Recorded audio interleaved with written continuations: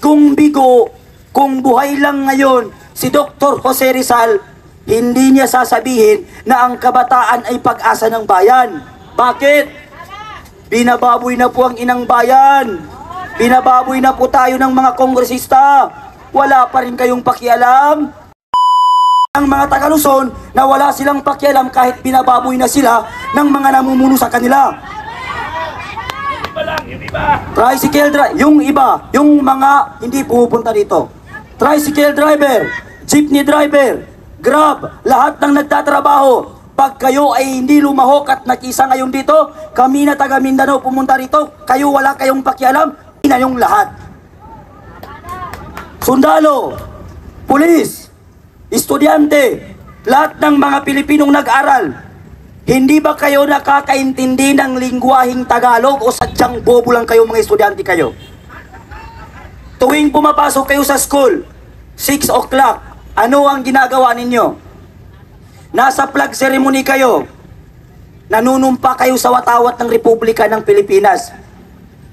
Susundin ko ang tuntunin ng aking paaralan.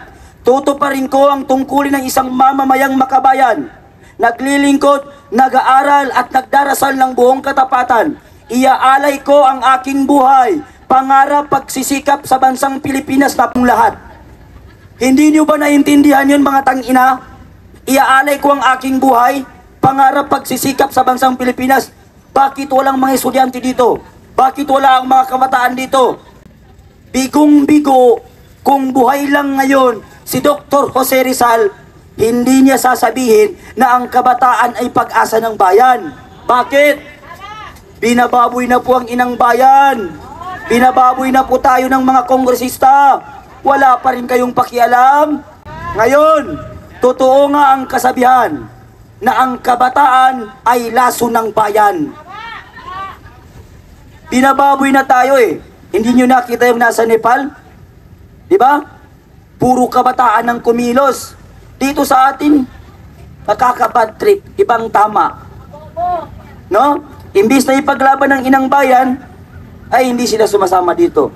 Kaya mga Pilipino, taga Luzon, kung totoong matapang kayo, kung totoo na kayo ay mas matapang kesa sa taga Mindanao, magsilabasan kayo at pasukin natin ang House of Wisit Crooks. Ito ang dahilan eh. Dito nagsisimula ang lahat ng korupsyon na nangyayari sa gobyerno. Bakit? Yan yung nag-iimbestiga sa mga kapo nila magnanakaw. Yan ang sabi ni General Luna na may mas malaki tayong kaaway kaysa mga Amerikano, ang ating sarili. Di ba? Si General Luna namatay ng may paninindigan. Pero yung iba dyan na pulis at general at sundalo namatay dahil tuta ng gobyerno. Si General Luna namatay para sa inang bayan. Namatay dahil sa prinsipyo at paninindigan, hindi dahil naging sunod-sunuran siya sa mga putang inang namumuno. Yan ang katotohanan. Si General Goyo, tinamaan sa ulo, namatay siya dahil tuta siya ni Emilio Aguinaldo, na si Emilio Aguinaldo ay tuta ng Amerikano. Si General Luna, pinapatay nila, namatay siya dahil sa paninindigan niya at prinsipyo niya. Hindi gaya ng iba dyan, binababoy na nga eh, nakasanla na ng ATM eh, nagkuhulog ng SS, pag-ibig, kinakain lang ng mga pinoprotekta nila, wala pa rin silang pakialam. Ay, naku, Ginoo. Diba? Kaya ito, ang pangit ng mga mukha nila eh, mga mukhang burat. No? Akala ko dati, nung maliit pa ako, ang buhaya nasa tubig lang. Ang buhaya ang kinakain, mga karne, mga tao. Pero iba na pala ang buhaya ngayon. Ang buhaya ngayon, ang kinakain, tao. Ay, pera ba? Hindi. Ang buhaya ngayon, hindi na nasa tubig, nag-uupisina na. Hindi na tao ang kinakain. Trilyon, bilyon na ang kinakain. Kaya ingatan natin, baka pati yung mga barya sa bulsa natin, kainin pa ni Charlie Cot ni Martin Romualdez. Yang dalawang yan ang pinaka-putang inang congressman. Yang dalawang yan ang pinaka-buwisit na congressman. Matikman nyo sana ang galit ng taong bayan sa inyong mga putang ina nyo, mga buwisit kayo, mga gago kayo, mga hinayupak kayo, mga hampas lupa kayo, mga insekto kayo. Yan. Ikalanin mo, tricycle driver ka, 24 hours kang namamasada, nagpapakalusaw sa init ng araw at ulan, para lang may mapakain ka sa mga anak mo, para lang may pangpakain na sa pamilya mo, para may pangbaon ng anak mo sa eskwelahan. Tapos, kung sumingil ang gobyerno sa'yo, triple. Di ba? Magtrabaho ka sa mga KFC, sa McDo, tangina. Sahod mo, minimum, 525. Pagkasahod mo, kukuha ang SS, pati pag-ibig, 1,700. Pagkuha mo ng sahod mo, 200. Naghihintay ang utang mo sa tindahan ni Aling Neneng. Yawa na yan. Diba? Pagbili mo, estudyante ka ng lapis, sahod na naman ng putang ina yun. Pagbili mo ng notebook, pera na naman ng putang inang yun. Pagbili mo ng sapatos, putang ina, nakakain na naman si Martin Romualdez sa study ko. Habang ang mga estudyante na nasa Pilipinas, lumulusong sa baha sa Balintawak, lumulusong sa baha dito sa Quezon City, dito sa Luzon, sa Baseco, sa Tondo, sa Pierre, lahat, Bacoor, Balintawak, parang dagat, pag umuulan. Mga tao hindi makapagtrabaho sa magaganda. Yung mga binoto pala nating politiko nasa ibang bansa. Nung namatay ang mga tao sa Bicol dahil sa bagyo, putangina, si Zaldico nasa USA kasama ang mga anak niya. Oh, ang sarap ng buhay. Mga Pilipino ngayon, alam kong may mga nag-aaral na estudyante. Walang baon, nagtitiis, walang makain. Pero tignan niyo yung anak ni Martin Romualdez. Nasa ibang bansa ngayon nag-aaral. Magkano ang tuition fee niya? Magkano ang pera niya every month na dumarating sa kanya? 10 million. Sarap ng buhay, mabalian ka sana ng buto. 10 million. Kaya, mga kapatid, huwag na tayong magbingi-bingihan. Huwag na tayong magbulag-bulagan. Kung ako si Cardo Dalisay, hindi ako mag-shooting ngayon, putang ina. Ano na ko pupunta sa Malacanang, sunugin ko yan. Bakit? Bakit ako mag-shooting? Napakalaki ng tax na binabayad ko eh. Kung ako si Willie Rebelebe, isarado ko muna ang wawawin. Sabihin ko, mga kababayan, lahat ng sasama, 5,000, sunugin yan. Di ba? Di ba? Bigyan ng jacket yan. Wala kayong pakialam sa bansa nyo. Wala ba tayong pagmamahal sa kapwa natin Pilipino? Dahil ba kayo ay natutulog sa mga di-aircon? Dahil ba kayo ay natutulog sa magagandang mga bahay? Sa mga hotel? Dahil ba kayo ay nakakondo? Dahil ba kayo ay nakakotse? Mga Pilipinong mahihirap, gumising na tayo. Ni hindi nila naranasang mamasada ng 24 hours eh. Ni hindi nila man nasubukan magtrabaho ng 12 hours na minimum wage lang ang sahod eh. Ni hindi nila nasubukan magtanim sa bukid eh. Ni hindi nila nasubukan pumiya sa ospital. Putang ina, pag tayo nagkasakit at hinospital, yawa na yan. Emergency room, pinapapila ka ng mga yawa. Ang daming Pilipino ngayon namamatay dahil sa sakit. Nasulok ba ng mga gobyerno at kongresista ang mga nasa taas ng bundok na namumuhay? Napuntahan ba ng mga congressman at nasa gobyernong nakaupo? Ngayon, sorry kung imi-mention ko to ha. Humihingi ako sa inyo ng paumanhin, patawad kung ma-mention ko ito. Merong isang taong napakaingay dati sa social media. Siya daw ang magiging boses ng Pilipino. Kamanggagawa Party List. Kung nanonood ka sa akin, congressman, Kamanggagawa Party List, putang ina mo. Asan ka na ngayon? Bakit natahimik ka? Asan na yung mataas na sahod? Sabi mo sa amin dati, boses ka namin. Sabi mo sa amin dati, tataasan mo ang sahod namin. Sabi mo sa amin dati, tutulungan mo kami. Dati nakikita pa kita sa rally eh.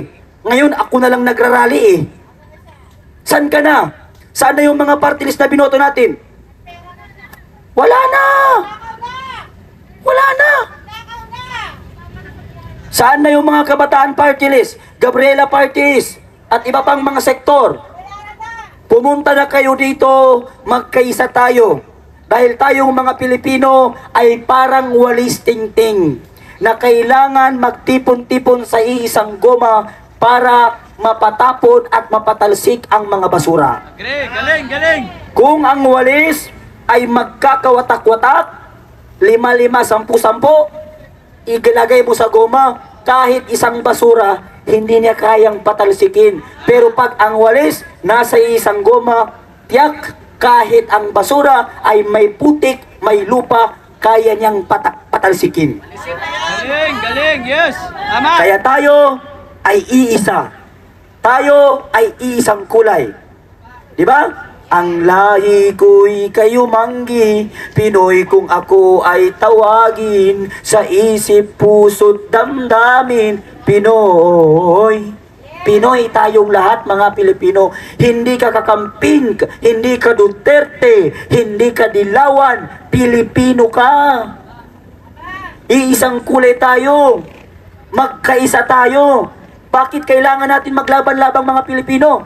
Dahil sa isang politiko na sinusuportahan natin. Naranasan ba nila ang naranasan natin? Saan na ang mga idol ninyo? Saan na ang mga kulay ninyo ngayon nagrarally kayo? Nandyan ba sa harap mo? Alam nyo, ang isang leader ay parang bundok. Mataas yung bundok eh. Pag umulan, ang bundok ang unang mababagsakan ng ulan. Pero tignan ninyo yung bundok. Lahat ng nasa tubig na nasa bundok, binababa niya. Ganun dapat ang leader. Pag may dumating sa bulsa mo, pakainin mo ang nasa baba mo. Kaya ka nga leader eh. Hindi basihan sa pamumuno ang putang inang barong na suot-suot ng mga yawang kongresista ngayon. Hindi basihan sa pamumuno na may mansyon ka. Gumising tayo sa mga utak natin mga Pilipino. Iboboto ko yan, abogado yan, bright yan, matalino yan.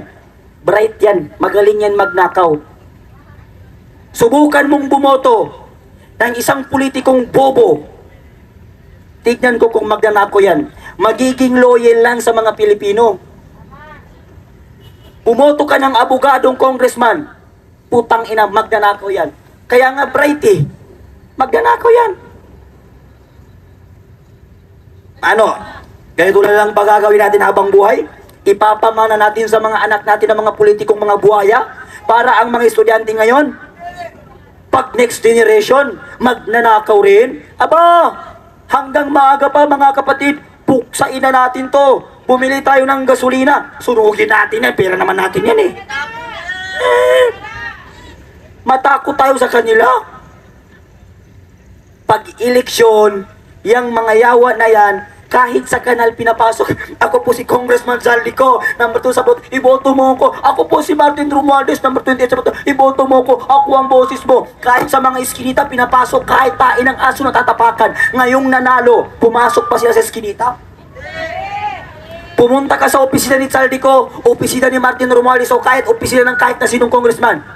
Sasabihin sa'yo ng putang inang security guard, kumuha ka ng appointment. Wisit yan. Kumuha ba kayo ng appointment nung nilapitan nyo kami mahihirap? Di ba? Hindi. Kumuha ba kayo ng appointment nung kinausap nyo kami na iboto namin kayo?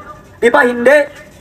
Tapos ngayon kailangan namin kayo. Congressman Zaldico, pakiusap, bigyan mo ko ng isang amoxicillin, panggamot lang ng sugat ko.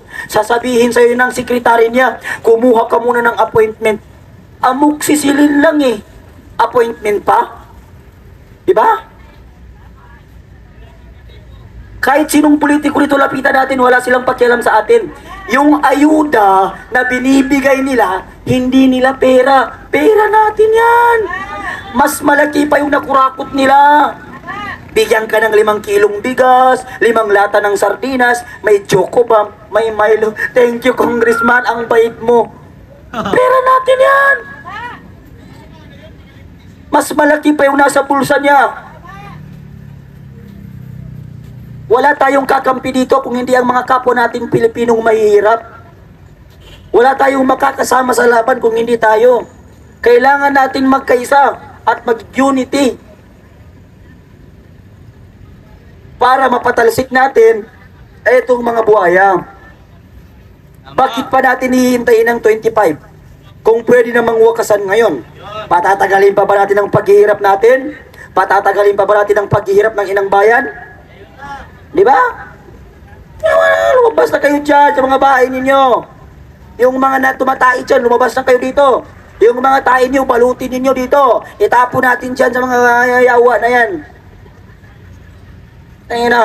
Kung kahapon, pagdating ni Zaldi ko dito, pati si Martin Romualdez, kung may tai lang ako, putangin na itapong ko sa harap ng kotse niya. Pasalamat siya, mineral water lang ang hawak ko. Kung may martilyo ako noon, wala akong pakialam kung makulong. Masarap naman sa kulungan eh. Paupo-upo, pahiga-higa. Hoy, preso, may pagkain. Ay, kain ka. Pagkatapos kumain, tulog ka. Patawag ako ng utak-hipo na congressman na si Abante. Sabihin niya, Kuya Park, patawag ka Kuya Park, iimbestigahan ka namin Kuya Park ngayon. Bakit mo sinasabing utak-hipon ako? Totoo naman eh. Kasi kung hindi utak-hipon si Congressman Abante, abay hindi na ginagawa yung gagawin niya ngayon. Biruin mo, may baha dito sa Luzon, palpak ang flood control, ang iniimbestigahan Mindanao. Diba? Bakit ko sinabi na si Abante na appointed son ng COMELEC na si George Garcia ay utak-hipon? Kasi alam nyo ba mga Pilipino, ang hipon, naghalo ang tae pati utak na hindi niya kayang paghiwalay ng tama at maligaya ni Abante. Yan. Kaya kung ipatawag nila ako dyan, papasok ako dyan. Kung i-contempt nila ako, okay man, kay may aircon man dyan sa House of Representatives.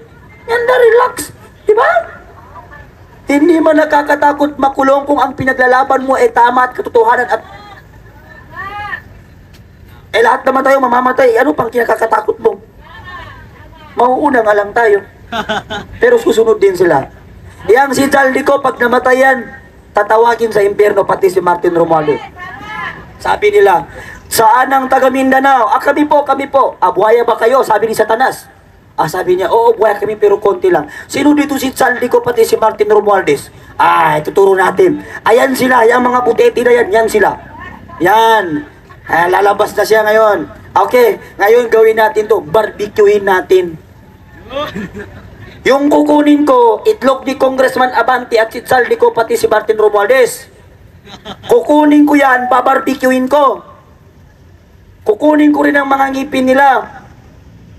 Kasi, yung mga ngipin nila, walang ginawa kung hindi kumain ng kaba ng bahay, ang putang inang mga congressman na yan. May kaso ba sa pagmumura? Meron ba? Wala. Kahit meron, mas masahol pa sa pagmumura yung pagkain nila sa pera ng taong bayan. Diba? Mga yawa na yan. Akalanin mo yung pera nating binabayad natin sa buwis, yung mga anak nilang piling prinsesa, piling hari, nagpapakasarap sa pera natin. Tignan mo sila Jela Alonte. Ang yabang sa live sa TikTok, Jela Alonte. Putang ina mo. Ganda mo Ganda ng kutis mo Yung nagpaganda sa'yo, tang ina mo, pawis ng Pilipino, gago. Yung aircon mo, pangbayad mo ng kuryente, pangbayad mo ng tubig, pangturok mo dyan sa putang inang balat mo para pumuti ka, pera at pawis ng Pilipino. Si Claudine ko, putang ina mo rin. Yan ang mga kaibigan ko. Shout out sa inyong mga yawa, kayong mga magnanako, kayong wala, kayong hampas lupa, kayong mga insekto, kayong mga inayupak kayo. Yan, sarap magmura. Dapat lang natin silang murahin. Alam niyo kung bakit? Karapat-dapat silang murahin. Kung papiliin ako kay Zaldi, papiliin ako kay Diskaya, pati si Alice Guho, alam niyo kung sino pipiliin ko? Si Alice Guho. Si Alice Guho, isang Chinese, pero walang gutom sa banban nung panahon niya. Nagpatayo pa nga siya ng eskwelahan para sa mga Pilipino na sa taas ng bundok Kumuha nga siya ng mga private teacher para turuan ng mga katutubo sa taas ng bundok Pero pinakulong siya at pinagtulungan siya ng mga putang inang utak-hipon.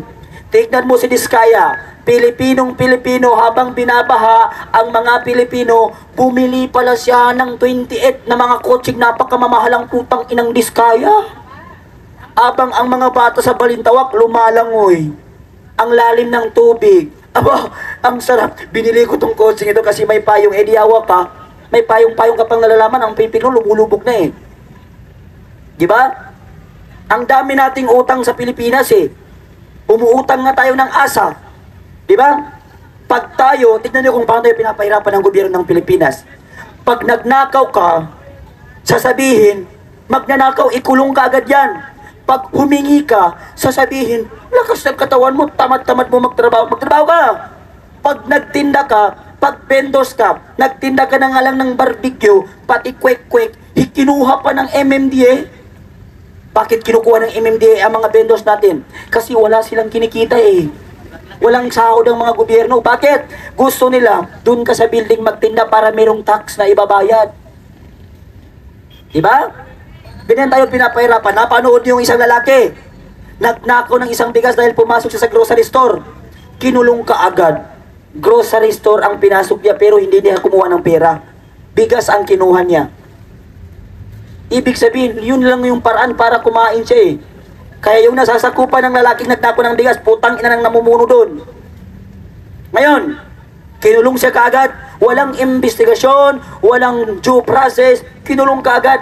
Ngayon, isang Pilipinong mahirap nagnakaw ng isang bigas, kinulong kaagad nang walang investigasyon.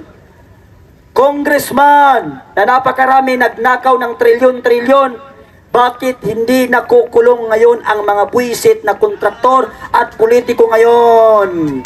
Pag tayong mahirap, kulong ka agad eh. Pag tayong mahirap, walang investigasyon eh. Pag silang namumuno, nagnakaw, trilyon-trilyon. Alam nyo ba kung magkano ninakaw nila ngayong 2025? 6.320 trilyon ang kinain ng mga nasa loob na yan. Habang tayo wala, sila nagpapakasarap sa pera natin. Yan ang kinain nila ngayon. Eto, binuuang kumiting ito, hindi para sa Pilipino.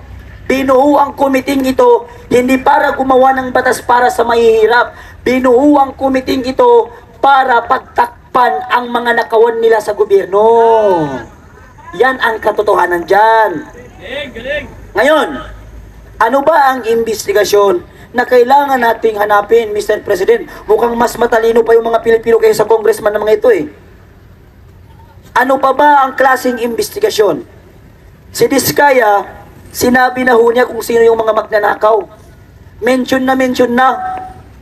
Si Congressman Toby, minention na rin niya kung sino ang mga magnanakaw. Si Congressman ko, pati itong si Zaldico, pati si Martin Romales, mention na. Ngayon, hindi pa rin sila nakulong. Kasi pinalitan nila ang Senate President para saan? Para paikutin ang mga Pilipino. Para tayo ay lituhin. Hanggang sa matapos ang taong ito, abutan tayo ng December, walang napapanagot sa kanila. Yan. Pinapaikot tayo ng mga to. Yan. Abante. Malapit ng babagsak ang ulan. Kaya lumangoy ka na ng patras, huwag pa abante. Yan ang dapat sa'yo. Diba? Gumising tayo sa katotohanan, mga Pilipino. Hindi basihan sa pamumuno ang sikat pati ang pera. Yan ang mali sa ating mga Pilipino.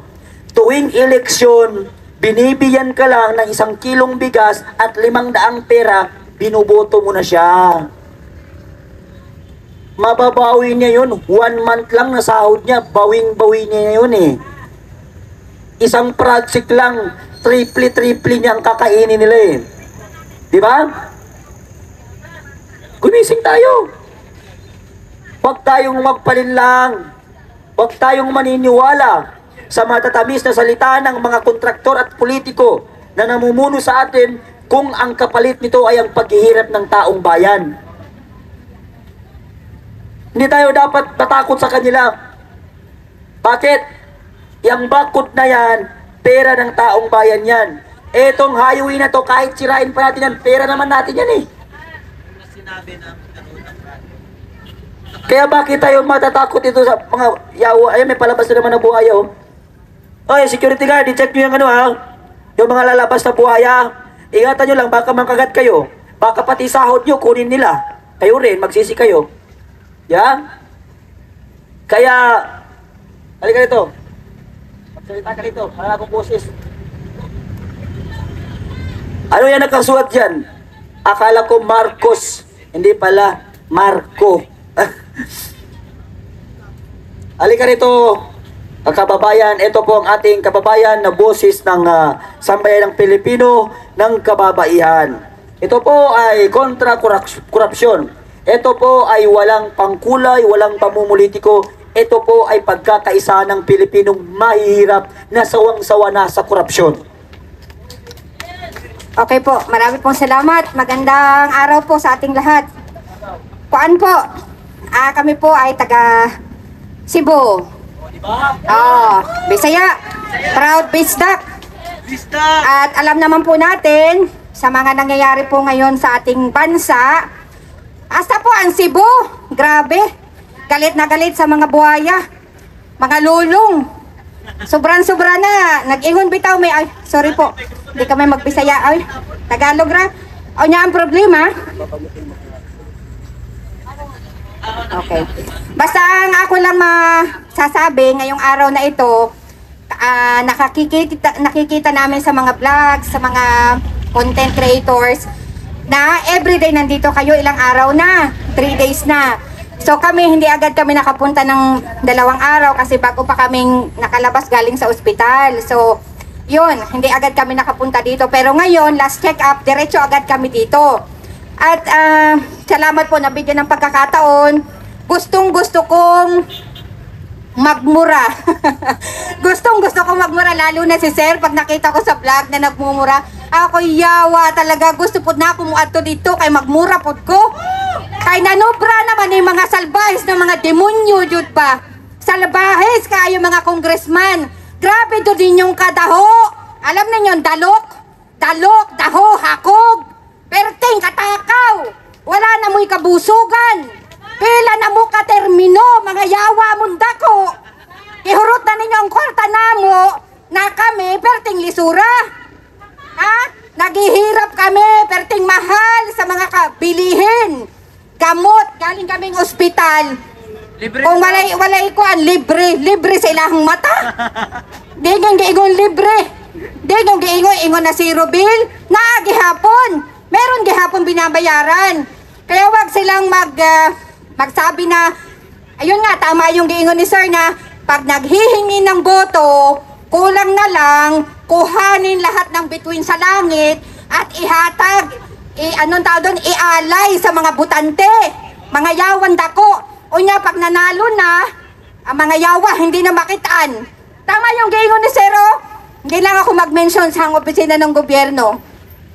Ilang months na kami dito, year na yata.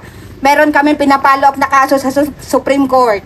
Pero awa ng Diyos, yung sa Supreme Court, medyo masasabi ko na kahit ganito kademonyo kaning administrasyon ngayon, lumalakad pa rin.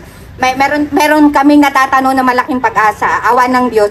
Actually, nung nasa EDSA kami nung mga nakaraan, sumama din kami dun sa rally, na-cover din po ng mga vloggers na naglabas ako ng hinanaing, ng sama ng loob. Pero awa ng Diyos naman, ang Supreme Court, sabi ko nga, hindi natin sila kalaban din. Actually, ang Supreme Court kahit papano, nakikinig, nagmamatyag at nagbabalanse sa mga nangyayari sa ating bansa ngayon. So ang atong lang talagang napakalaking issue, itong corruption na to. Actually, binaha kami. Hindi ko na lang sabihin sa lugar kasi merong nakikinig. Pero alam ko, yung nabaha na yun, nagbigay ng bigas, nung nakaraang ang mga bigas nahulog pa sa baha. Natapon pa jud ang bigas kay ambot anong klaseng plastic yung nilagyan ng bigas ba?